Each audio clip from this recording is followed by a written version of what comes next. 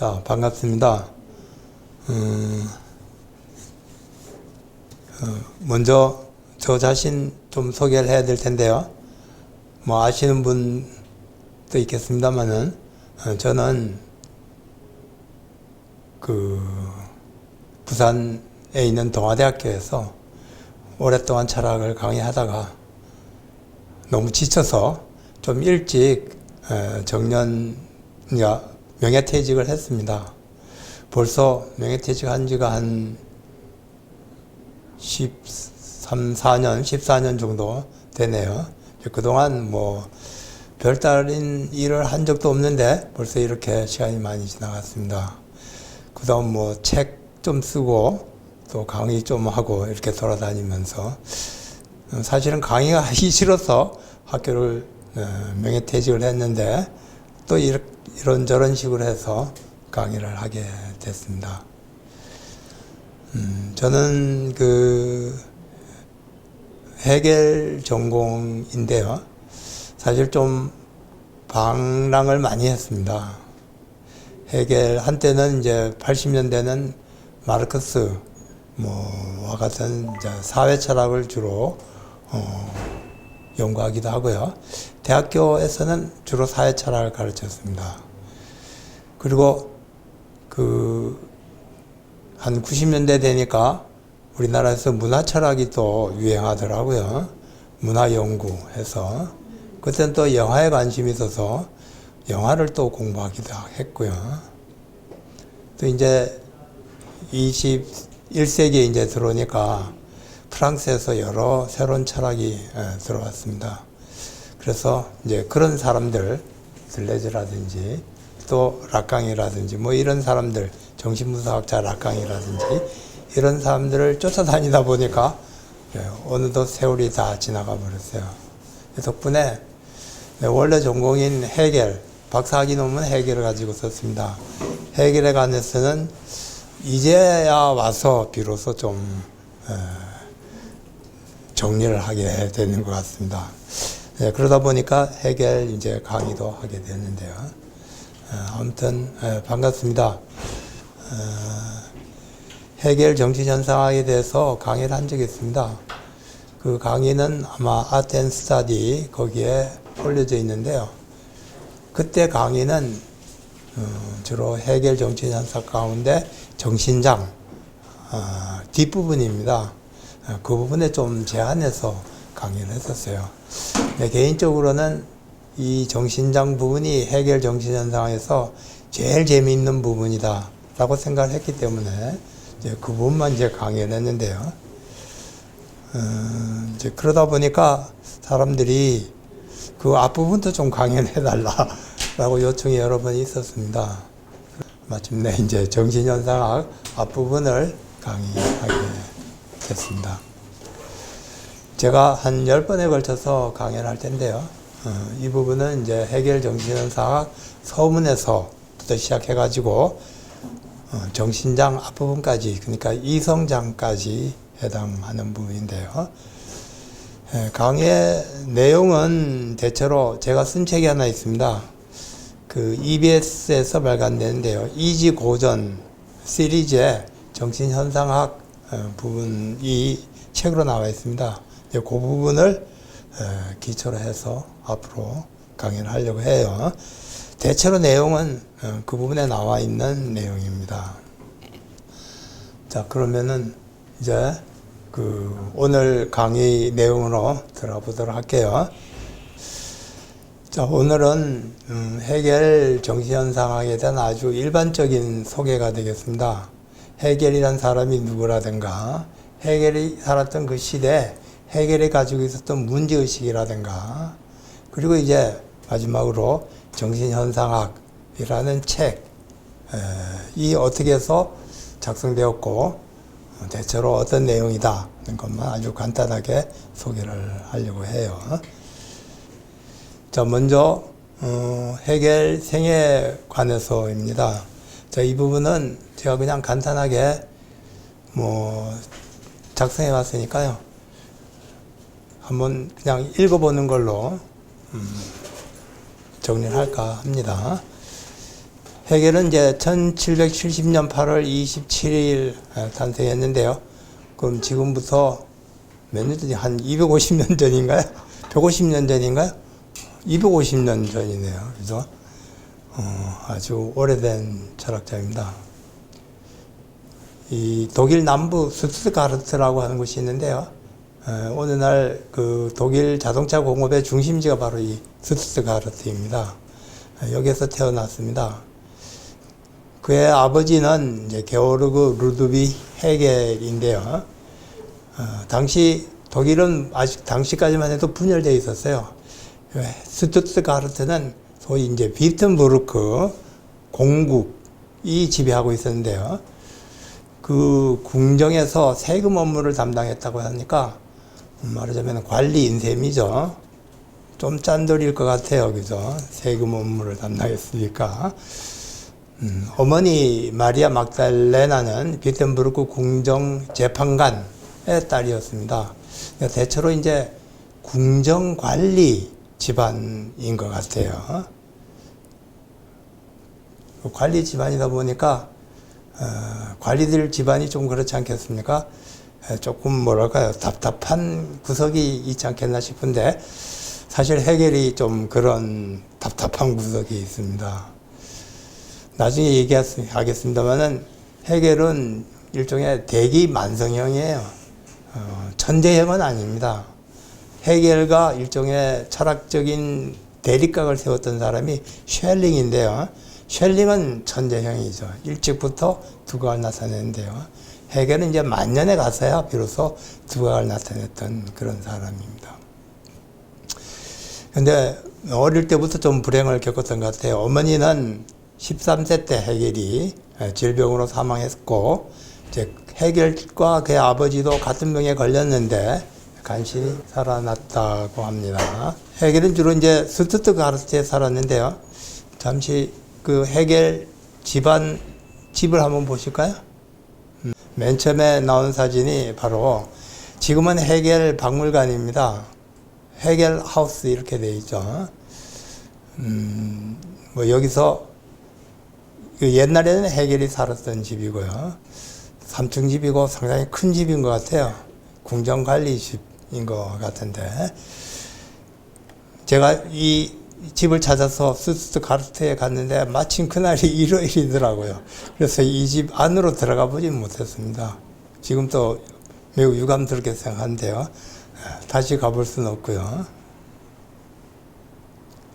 자, 다시 본문으로 돌아가죠. 자, 스투트가르트의 에버하르트 루드비 김나지움에 다녔으며 그리스 로마 고전과 더불어 크롭슈톡 같은 사람은 이제 독일 계몽주의 작가입니다. 대표적인 작가이죠. 이 계몽주의 작가의 글을 많이 읽었다. 그의 졸업연설은 터키에서 예술과 문화의 파산이라는 글인데 제목만 봐도 계몽주의 냄새가 많이 나죠. 터키는 당시 말하자면 봉건 제국이었었죠. 예술과 학문이 발달할 리가 없습니다. 계몽주의 관점에 본다면. 자, 그런데 이제 해겔 생애에서 큰 전환을 이뤘던 게 이제 대학교인데요. 18세 때 1788년 티빙엔 대학교에 들어갔습니다. 티빙엔은 스투트가르트 밑에서 약 한 100km 남쪽에 있는 작은 도시인데 제가 한 1년 동안 이 티빙엔에 가 있었습니다. 아주 작은 소도시예요. 그래서 아주 조용하고요. 이 대학교에는 이 도시에는 대학밖에 없습니다. 그래서 전부 다 학생들이 통치하고 있는 그런. 근데 요즘은 이제 스투트가르트가 이제 발전해서 많은 공장들이 이쪽으로 이전해 왔더라고요. 그래서 상당히 번화한 도시가 됐는데 제가 있을 때만 해도 아주 작은 도시. 한가운데는 이제 네카라는 강이 흐릅니다. 네카라는 것은 신들이 마시는 술 이름이죠. 아주 낭만적인 그런 곳인데요. 그 네카 강변 바로 옆에 기숙사가 있고요. 그 옆에 이제 소위 티빙엔 대학교 옛날 신학대학교 있습니다. 자, 요게 티빙엔 신학대학교입니다. 인데 요즘은 이제 티빙엔 대학교이죠. 지금은 이제 대학교가 커져서 본부는 딴 데로 옮겨갔습니다만은 철학과 역사학과 주로 인문대학이 여기에 남아 있어요. 그래서 제가 한 1년 동안 독일에서 강의를 들으면서 이 건물에 다녔는데요. 아직도 마룻바닥인 그런 학교입니다. 그래서 강의를 들을 때 학생들이 왔다 갔다 하면 삐걱삐걱 소리가 나는 아주 좀 로맨틱한 그런 학교인데요. 원래 이 대학교는 그 독일 인문주의에 유명한 그런 전통이 있는 그런 대학이죠. 헤겔이 이제 이 대학교에 다녔습니다. 요 대학 바로 옆에 요쪽에 그 신학대학교가 있고요. 요 바로 앞쪽에 네카강이 흐르고 있습니다. 네카강 바로 앞에 소위 헬더린의 투룸, 그러니까 헬더린의 탑이라고 하는 곳이 있습니다. 여러분 저 문학사에 보면 헬더린이 시인인데 나중에는 정신적인 질환을 앓죠. 그래서 헬더린을 그 좋아했던 목수가 헬더린을 이제 평생 보호하게 됩니다. 그 목수의 집이 바로 그 탑이 있는 작은 네카강가에 있는 집인데요. 그 탑의 방에 헬더린이 이제 죽을 때까지 살았다고 하죠. 지금은 그 바로 옆에 레스토랑이 있습니다. 여러분 혹 티빙에 가시면은 네카강변에 있는 헬더린의 탑을 꼭 한번 구경하시고요. 그 옆에 레스토랑에서 음식이 맛있습니다. 꼭 한번 들어보도록 하십시오. 그리고 시간이 나면은 그 네카강에 보트가 이렇게 왔다 갔다 합니다. 보트도 한번 타보시고요. 그러면 낭만을 좀 느낄 수 있지 않을까 생각합니다. 자, 다시 본문으로 돌아가죠. 자, 이 티빙엔 대학교에 들어갔는데요. 여기서 이제 삼총사가 생겨났죠. 시인 헬더린과 천재 철학자 셸링입니다. 나이는 헬더린이 헤겔보다 한 살 정도 많았고요. 형벌이죠. 그리고 정신적 지도자입니다, 사실. 근데 셸링은 나이가 한 5살 어립니다. 그런데 이제 동창생이니까요. 5살 어린 게 이제 헤겔이나 헬더린 보고 다 이제 우리말로 하면 이나돌이 하는 그런 삼총사인데요. 셸링은 아주 천재적이었어요. 그래서 일찍부터 두각을 발휘했었습니다. 이 셸링과 헬더린과 더불어서 이제 같은 방을 사용했다고 알려지고 있습니다. 세 사람은 학교의 엄격한 이제 환경에 반발해서요. 아주 가까운 친구, 삼총사가 되었고 서로 철학적으로 또는 사상적으로 영향을 미쳤다고 합니다. 이들은 그 헬레니즘 문화, 그러니까 그리스 로마 문화를 얘기하죠. 소위 당시에는 괴테 이후에 독일 고전주의가 유행하고 있었는데요. 이 고전주의가 바로 헬레니즘 문화, 그리스 로마 문화를 다시 부활시키고자 하는 그런 의도를 가지고 있었죠. 이런 고전주의 문화가 당시 헤겔, 셸링, 헬더린 같은 사람들에게 깊은 영향을 줬고요.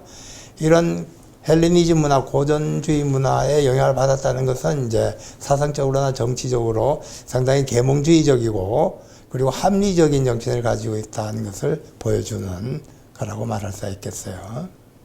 그래서 헤겔은 특히 그 프랑스의 상당히 혁명적 철학자죠. 루소, 그리고 독일의 낭만주의 이전에 소위 이제 계몽주의 문학자인데요. 레싱 같은 사람들을 깊이 연구했다고 해요. 대학교 다닐 때 1789년이죠. 대학교 2학년이 되겠네요. 그죠? 이웃 프랑스에서 프랑스 혁명이 일어나자 이 세 명은 이 프랑스 혁명에 대해서 환호했다고 합니다. 그래서 프랑스 혁명을 기념하기 위해서 기숙사 앞에 자유의 나무를 심었다고 하는데요. 지금 또 기숙사 앞에 나무가 한 그루가 있습니다. 그래서 헤겔이 심은 나무냐고 물어봤더니 그 나무는 죽었고 단지 이제 헤겔을 기르기 위해서 새로 나무를 하나 심어놨다고 하더라고요. 자유의 나무를 심었다고 하고요.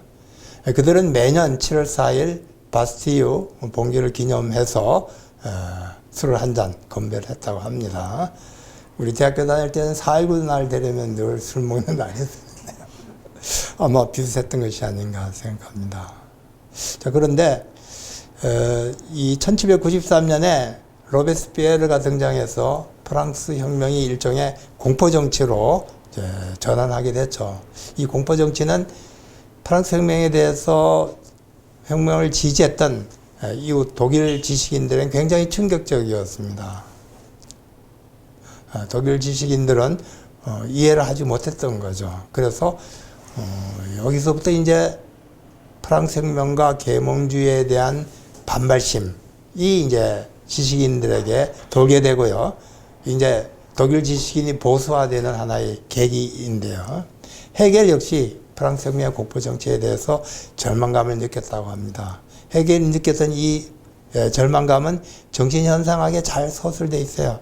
정신현상학 정신장 마지막 부분에 가면은 그 공포 정치에 관해서 헤겔이 정신적인 그 의미를 서술하고 있는데요. 그 부분을 아마 읽어보시면은 헤겔이 느꼈던 이 절망감을 잘 알 수가 있을 것 같습니다. 그 이후 헤겔은 이제 지롱트파, 프랑스 혁명 가운데 온건파죠. 그리고 이제 자본주의파라고 할 수 있는데 온건 프랑스 혁명에 이제 공감하는 입장을 가지고 있습니다. 프랑스 혁명에 대해서 헤겔이 반대하진 않았어요. 단지 이 극단적인 혁명은 반대하고요. 온건한 혁명을 이제 지지했던 헤겔은 이제 정치적으로 나중에 보면은 프러시아 개혁파에 속합니다. 봉건파도 아니고요. 그렇다고 해서 급진혁명파도 아니고요. 프러시아를 위로부터 개혁해서 새로운 근대 사회로 이행하려는 그런 시도와 이제 연관돼서 활동을 하는데요. 자, 셸링과 헬더린과 더불어 칸트 철학에 연구했으며, 왜냐하면 칸트 철학이 당시에는 독일 계몽주의 철학을 대표하는 철학입니다. 당시 독일 지식인들은 칸트 철학 가운데 한갓된 이성의 한계 내에서의 종교라는 책을 1793년인가요? 5년인가 이제 발간을 했는데요. 1791년인가요? 발간을 했는데 그 책을 이제 보고 칸트의 철학을 일종의 독일 혁명의 철학이다라고 굉장히 생각을 했던. 칸트 철학이 혁명 철학이라고 당시 철학자들은 그렇게 생각을 했었어요. 그래서 칸트 철학을 연구했으며 헤겔은 이제 문필가가 되고 싶어 했어요. 문필가라고 하는 게 교수가 아니죠. 일종의 저널리스트인데, 그러나 그가 이제 원했던 것은 난해한 철학을 광범위한 대중에게 쉽게 전달한 역할을 하고 싶었는데, 오늘 생각하면은 좀 말이 안 되는 것 같아요. 헤겔 철학이야말로 가장 난해하기 때문에 아무도 이해하지 못하는 그런 철학인데요. 아마 헤겔식으로 대중들에게 전달했다가는 누구도 아무도 강의 듣는 사람이 아마 없지 않을까 생각을 합니다. 그런데 이상하게도 헤겔이 나중에 베를린 대학교에서 강의를 할 때 구름과 같은 청중들이 모여들었다고 합니다. 독일은 우리나라하고 다르게 대학 강의는 시민이라면 누구나 다 들을 수 있는 권리가 있어요. 그래서 오늘날까지도 유지되고 있는 제도인데요. 그래서 헤겔 강의에 수많은 청중들이 모여들었고요. 심지어는 저 러시아에서도 헤겔의 강의를 듣기 위해서 그 먼 거리를 마차를 타고 와서 헤겔의 강의를 들었다고 합니다. 그래서 요즘 생각하면은 헤겔의 강의를 어떻게 그 헤겔 강의를 듣고 이해를 했는지 참 난감한 것 같아요. 헤겔의 강의록이 요즘 남아있거든요. 역사철학 강의라든가 미학 강의라든가 뭐 등등 남아있는데요. 요즘 읽어봐도 우리가 잘 이해되지 못하는데 어떻게 당시 청중들이 그런 강의를 이해했는지 걱정이 좀 의심스럽습니다. 자, 그런데 그 1793년 이제 헤겔이 졸업했죠. 헤겔은 이제 1796년까지는 베른이라고 스위스에 있는 도시죠. 당시에는 이제 그 독일 영토였었습니다. 이 베른에서 가정교사를 했고요. 당시 대학교를 졸업한 대부분의 지식인들이 나가는 길은 독일에서 딴 게 없었습니다. 다 가정교사. 헬더린도 가정교사였고요.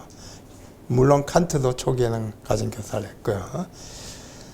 자, 이 시기 이제 예수의 생애를 저술했고요. 기독교 종교의 실증성이라는 이제 수고 발표되지 않은 글을 작성했습니다.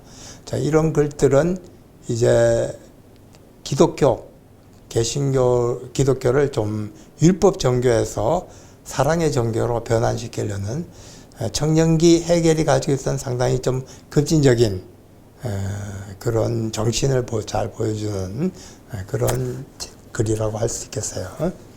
1797년 헬더린의 추천으로 프랑크푸르트 와인 상점에서 가정교사가 됐습니다. 당시 헬더린도 프랑크푸르트에서 은행가 집안에서 가정교사를 하고 있었죠. 그러면서 그 은행가의 부인을 헬더린이 사랑했는데요.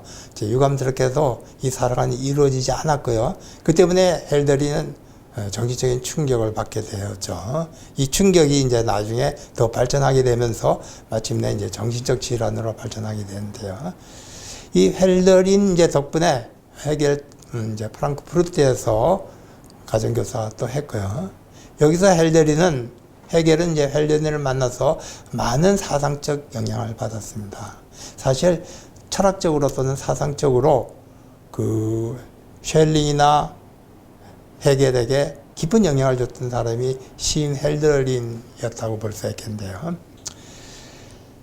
자, 이 시기 이제 헤겔은 종교와 사랑에 관한 단편이라는 수고와 기독교의 정신 및 그 운명이라는 글들을 썼는데요. 대체로 보면은 초기의 작품들은 헤겔이 기독교에 깊이 빠져 있다는 것을 보여주고 있죠. 그러면서도 기독교를 좀 개혁을 해서 개인의 어떤 내면적인 자유 또는 사랑의 정신 이런 것들을 강조하는 기독교로 만들려는, 그래서 엄격한 율법에 의해서 지배되고 봉건적인 제도에 봉사하는 그런 기독교를 반대하는, 제도적인 그런 종교를 헤겔은 실증적인 종교다 이렇게 얘기하고요. 기독교의 기본 정신은 이제 내면적인 사랑의 정신이다 이렇게 봤다고 볼 수 있을 것 같아요. 이 청년기 헤겔의 이런 정신, 상당히 좀 진보적인 정신, 종교 정신이라고 볼 수 있겠는데요. 나중에 그 20세기 초에 윌리엄 딜타이 이런 사람들이 그 관심을 지니면서 다시 부활하게 되고, 헤겔을 이제 보수주의자에서 이제 진보적인 철학자로 해석하는데 중요한 이제 영향을 미쳤다고 볼 수 있을 것 같아요. 자, 1801년 헤겔은 마침내 쉘링의 추천으로 예나 대학교 사강사가 되었습니다. 쉘링은 헤겔보다 나이가 어린데요. 일찍부터 괴테의 눈에 띄었습니다. 괴테가 당시 이 바이마르라는 곳이 있는데요. 여러분 또 독일 중부에 가면 바이마르라는 도시가 있죠. 그 바로 옆에 예나라고 하는 곳이 있습니다. 그 이제 예나 대학이 있었던 것이고요. 이 바이마르가 하는 게 그 일종의 옛날에는 바이마르 공국의 수도였습니다. 그런데 이제 이 도시의 재상이 바로 괴테였었어요. 그래서 이제 괴테가 자기가 이제 눈독을 들였던 젊은 청년 지식인들을 전부 다 끌어와 가지고 자기가 관할하고 있었던 예나 대학교에 집어넣었던 거죠. 그래서 이 예나 대학교를 독일 말하자면 고전주의와 낭만주의의 정신으로 가득 찬 그런 대학으로 만들려고 했었습니다. 어느 날 이제 유럽에 그 EU라 그러나 EU 본부가 있는 유럽의 유럽 동맹인가요? 수도가 바이마르에 있죠. 이 수도가 거기에 있는 것은 바로 이 괴테의 정신을 기리기 위해서 거기 있다고 볼 수 있겠는데요. 이 쉘링은 이제 그 상당히 낭만적이고 천재적이니까요. 낭만주의적인 괴테 일찍부터 눈에 띄었어요. 그래서 괴테 덕분으로 나이가 어린데도 불구하고 예나 대학교의 정식 교수가 됐습니다. 이 쉘링이 이제 덕분으로 나이가 더 많았던 이제 헤겔이 이제 예나 대학교에 왔는데요. 헤겔은 이제 일종의 강사. 당시 독일은 프리밭 도첸트라는 제도가 있는데, 이 프리밭 도첸트라고 하는 건 뭐냐면은 사강사라고 우리나라에서 번역됩니다만은, 학교에서는 이제 강의만 열어주는 거예요. 그리고 돈은 학생들로부터 받아가지고, 직접 받아가지고 자기가 살아가고요. 그리고 학생 수가 많으면은 그럭저럭 살아갈 수 있는데, 학생 수가 없으면은 살아가기가 힘들죠. 그래서 사강사가 되었습니다.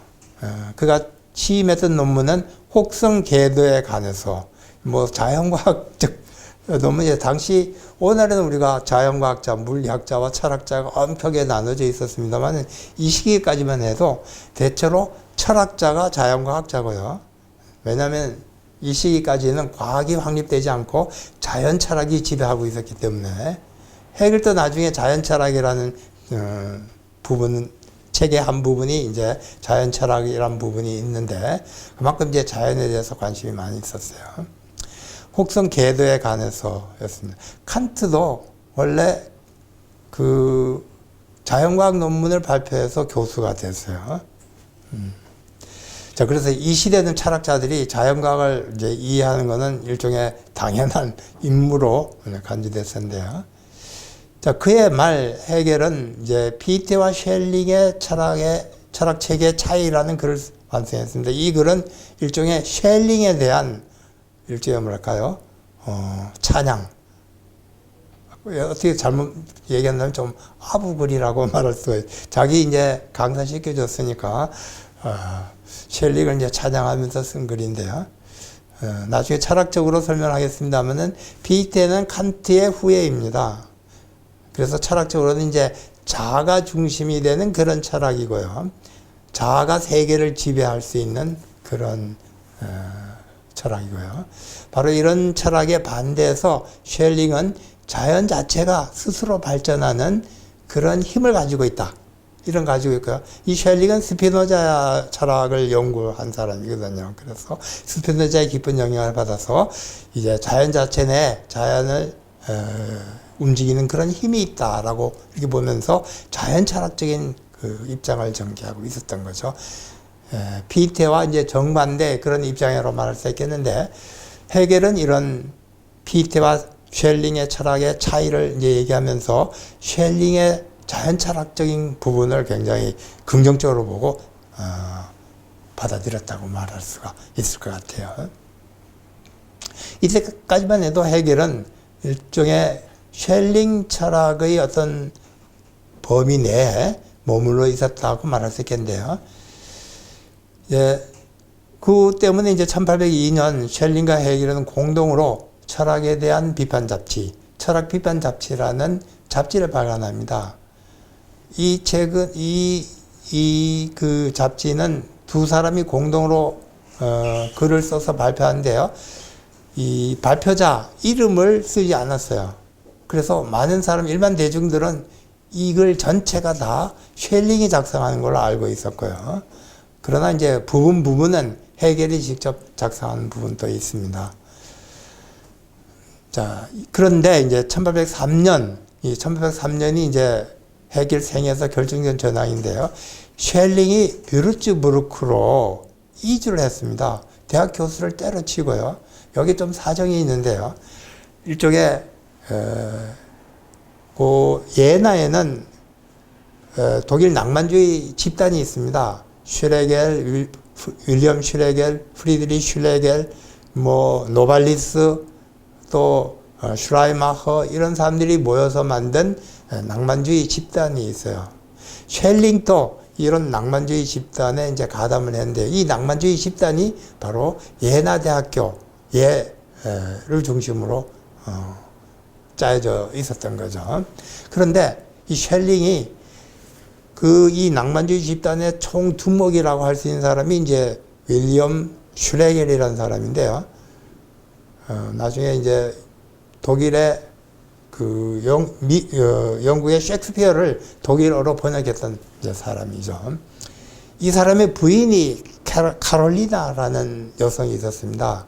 이 여성이 사실은 낭만주의 운동의 정신적 지도자이고요. 또 말하자면은 실제로 이런 낭만주의 운동을 지도했던 그야말로 이제 여걸이었던 셈이죠.